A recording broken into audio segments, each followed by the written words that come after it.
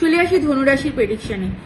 ধনুরাশির লর্ড বৃহস্পতি শত্রু শুক্রের সাথে 7th হাউসে বসে আছে, রাহু 3rd, কেতু 9th এবং মার্স 10th হাউস থেকে দেখছে।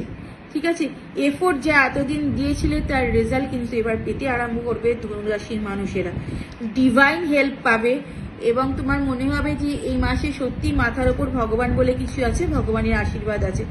অপোজিট জেন্ডারের তরফ থেকে কিন্তু লাভ পাবেন, সেটা নিজের স্ত্রী হোক, নিজের মা হোক বা অফিসের কলিগ হোক, যে কেউ তার তরফ থেকে লাভ হতে পারে। লিডারশিপ কোয়ালিটি এনহান্স হবে। মাসের প্রথম 11 দিন খারাপ গেলেও এরপর সেটা ঠিক হয়ে যাবে। স্টুডেন্ট বা কোনো স্টুডেন্ট যারা আছো তারা কোনো কম্পিটিশনে পার্ট নিতে পারো এবং সেখান থেকে উইনার হতে পারো। Marriage, event management, transport, travel and tours এইসব বিজনেসে যারা আছো তাদের জন্য কিন্তু এটা সাফল্য আসার ভালো সময়। রেমেডি, শিবের মাথায় কাঁচা দুধ আর তিল দিয়ে পুজো দেবেন।